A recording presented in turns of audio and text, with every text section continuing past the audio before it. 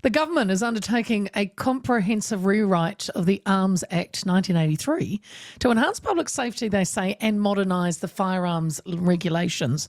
This initiative, part of a broader firearms reform, aims to create a fit-for-purpose legal framework that reflects best practices in firearms control. The Ministry of Justice, Paul Goldsmith, has opened a public consultation, opened it 13th of Jan and shuts this Friday, 28th. Inviting feedback from all communities to inform the development of the new Act. Associate Justice Minister Nicole McKee emphasised the importance of this rewrite, noting that while previous amendments responded to specific incidents, a thorough review of the entire Act has been lacking. Hugh Devereux-Mack is the spokesperson for the Council of Licensed Firearms Owners. He says this is a critical opportunity for recreational hunters and shooters to voice their concerns and shape government decisions. And he joins me now. Hugh, good afternoon. Good afternoon, Leah. Nice to hear from you again. It is nice to talk. Well, we haven't done it yet in this year, so Happy New Year. Happy New Year to you too.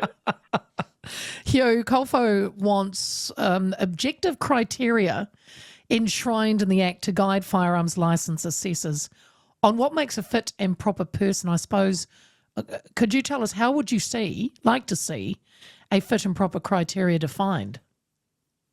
Look, I think it's important that we understand what a fit and proper person is, because that's the whole starting point for who the law applies to. Yeah. Often we've seen the government try and control criminals by writing laws that restrict those who obey the law, and that's just a stupid way of approaching things. So the way we think a fit and proper should be determined is yet to be determined, sort of, actually. What we'd like to see is the process being explored so that there's no ambiguity anymore. Right now, police have a lot of leeway to, based on the officer's individual assessment of a circumstance, revoke firearms licenses. That has problems because we've seen them revoked for everything from problematic social media posts, in the officer's opinion, to someone having their license revoked for speeding tickets. Now, neither of those mean that the person is unfit or dangerous with firearms, but the officer chose to, and so puts them through a sort of expensive process. When lawyers get involved, it can cost on average $20,000 for this person to get their license back. Now, that's not fair for anybody. And the police, when the license is revoked, aren't on the hook for anything. So at the very least, if they put someone through all of this and take their license away, hold their young children and terrorize them as they raid their houses with police and armed police, the least we could expect is that police then pay the court costs or the lawyer costs and some damages should they then have that decision overturned because it was wrongful in the first place. Right. I think that would be a fair outcome. Or do you think also it should be handled by an independent body? Why is this left up to the police? Yep, that's completely true. It is being moved away from police to, I believe it's justice that is getting this. And that's important because police, they're not set up as a policy team. They're there to deal with criminals, not law-abiding people. In the same way that the traffic laws are administered by transport, not police. But police catch those who are speeding or other things. It's the same way it should be for licensing. You also believe individuals have been denied firearms licenses because of unfair stereotypes. Are we talking racial bias? Yeah, so police delivery report in late 2024, so last year, came out and said that police had a disproportionate bias against Māori and Pacifica communities.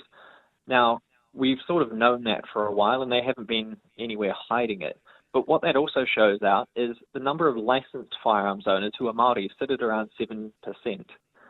Now, when Māori have a big hunting culture, which involves going to the land and feeding their families off the animals they take, it would be considerably normal when Māori is 17% of the New Zealand population, I think, that they'd sit around that mark of firearms owners or maybe slightly higher.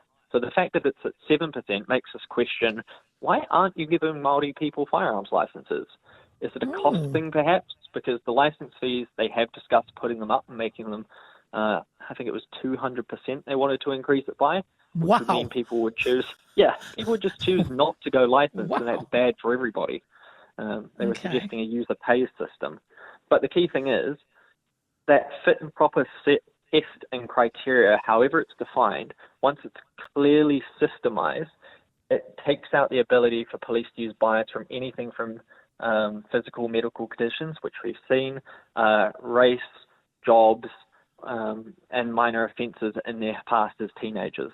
So it just benefits everybody and helps police know what their job is as well, because we want them to feel empowered to make the right calls.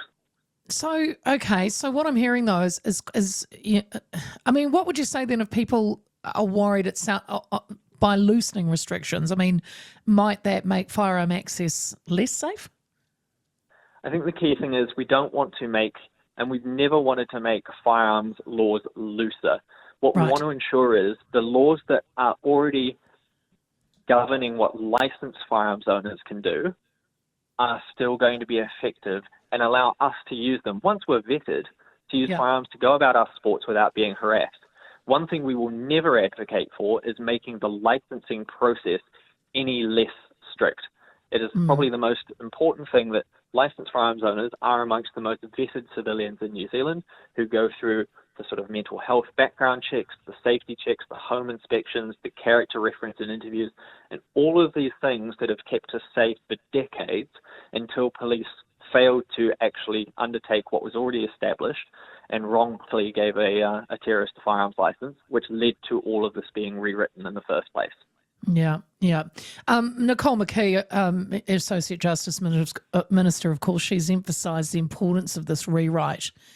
And she said that, you know, previous amendments responded to specific incidents, like I think the one what you just mentioned, but a thorough review has been lacking. So this review or the rewrite, Hugh, will this be the biggest change or modernisation of the Act that we've seen in this country?